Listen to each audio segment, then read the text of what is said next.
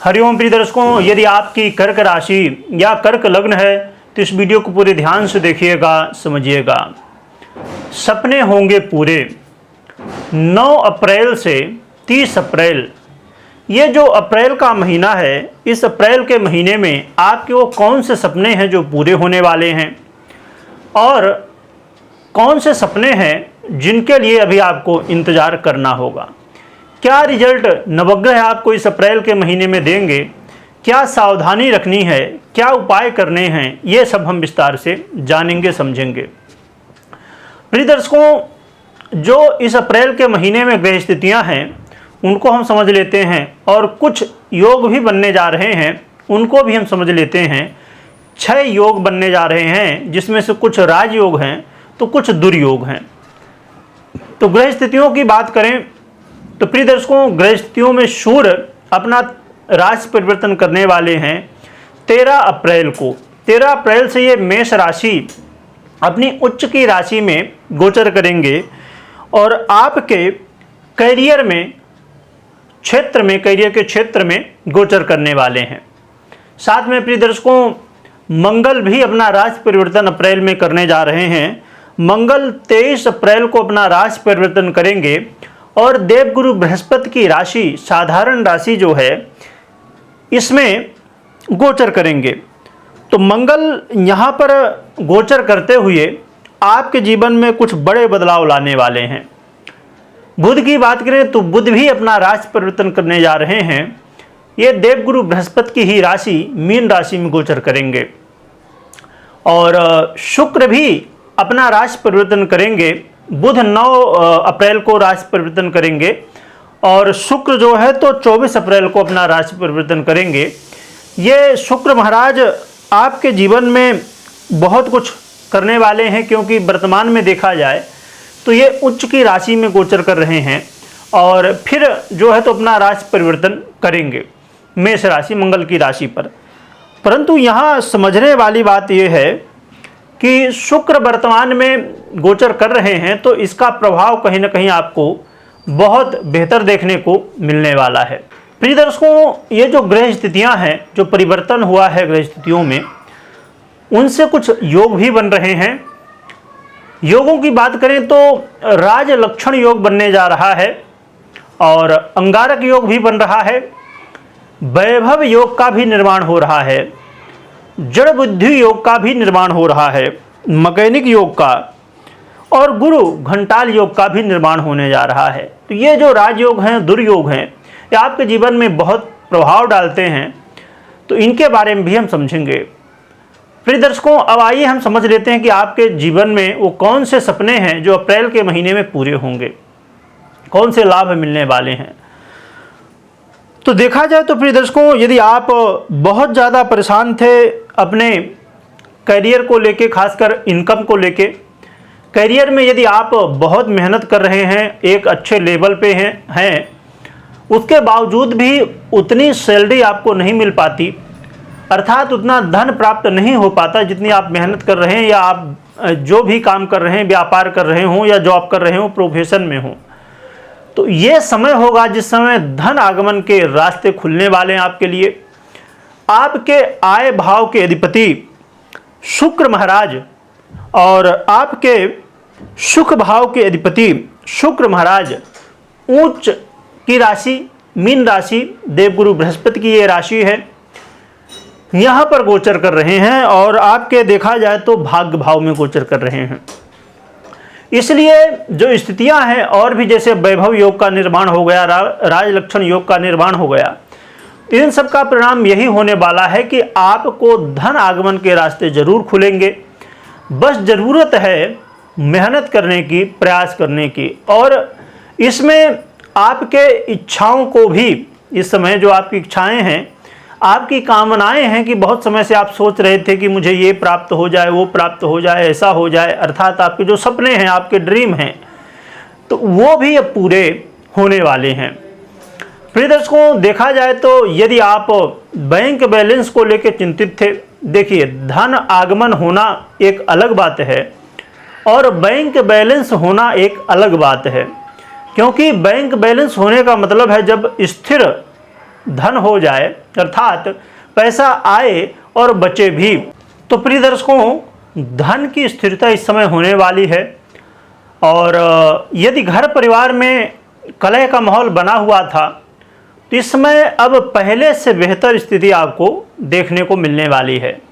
घर परिवार में आए दिन वाद विवाद होना या आपके वाणी से लोग आपके दुश्मन बन रहे थे, आपसे शत्रुता मोड़ ले रहे थे, तो ये सब समस्याएं अब धीरे धीरे कम हो जाएंगी। परंतु यहाँ समझने वाली बात ये होगी कि अब जैसे मैंने कहा मंगल का परिवर्तन हो रहा है, शुक्र का परिवर्तन हो रहा है, तो इनका परिवर्तन लगभग मंथ के लास्ट में हो रहा, महीने के लास्ट में होगा। परंतु सूर्य 13 अप्रैल को ही राशि परिवर्तन कर लेंगे, इसलिए यहाँ पर दो स्थितियों का जो है तो प्रभाव पड़ेगा। क्योंकि ग्रह अब देखा जाए कि बुध है तो वो 9 अप्रैल को ही राशि परिवर्तन कर लेंगे, तो इसलिए सावधानियां जो उनको भी समझिएगा, इसके बाद ही निर्णय कोई लीजिएगा। और अपनी जन्म कुंडली को भी जरूर चेक करिएगा कि आपकी जन्म कुंडली में ग्रह स्थितियां जो हैं और दशाएं हैं वो कितना सपोर्ट आपको कर रही हैं, तो इस चीज़ को भी समझना बेहद ज़रूरी होगा। साथ में प्रिय दर्शकों, आपके सुखों में वृद्धि होने वाली है। आपके जीवन में जो समस्याएं थी वो काफ़ी हद तक दूर होती हुई दिखाई देंगी। और देखा जाए तो आपके जीवन में इस समय कई उतार चढ़ाव जो अभी तक आ रहे थे उनमें अब पॉजिटिव बदलाव होने की स्थिति दिखाई दे रही है। साथ में देखा जाए तो प्रिय दर्शकों, आपके करियर में भी अब अभी तक जैसे यदि आप प्रयास कर रहे थे कि मुझे जॉब मिल जाए, यदि आपको अभी तक जॉब नहीं मिला तो इस समय संभावनाएं हैं, यदि आप इंटरव्यू देते हैं, मेहनत करते हैं थोड़ा, तो आपको यहाँ पर रिजल्ट देखने को मिलेगा। साथ में जो लोग पहले से जॉब कर रहे हैं और उनके साथ राजनीति बहुत ज़्यादा हो रही थी, तो अब ये समय होगा जिसमें राजनीति अब धीरे धीरे खत्म होगी। तो ये कुछ लाभ हैं, ये जो कुछ सपने हैं आपके पूरे होंगे। परंतु यहाँ पर सावधानियाँ बहुत ज़रूरी हैं, क्योंकि आप जानते हैं कि ढैया का प्रभाव है, शनिदेव का प्रभाव है आपके ऊपर। तो यहाँ समझना होगा कि आप कोई भी काम कर रहे हैं उन्हें गलत तरीके से ना करें। साथ में प्रिय दर्शकों, ये भी समझना होगा कि जहाँ एक तरफ धन आगमन होने वाला है वहीं दूसरी तरफ व्यय की स्थिति भी दिखाई दे रही है। तो आपको धन आगमन हो वो सही रास्ते से हो और सही रास्ते में यूज भी हो। तो इसलिए इस बात का ध्यान रखिएगा कि इस समय अपने सुखों में वृद्धि के लिए आप संभव है कि खर्च कर सकते हैं, संभव है कि कोर्ट कचहरी के मामले हो जाएं या यात्रा करने के लिए आप जो है तो अपना धन अधिक खर्च कर जाएं या अन्यत्र जो है तो अपने स्वास्थ्य के लिए, इन सब विषयों में जो है तो धन खर्च हो सकता है।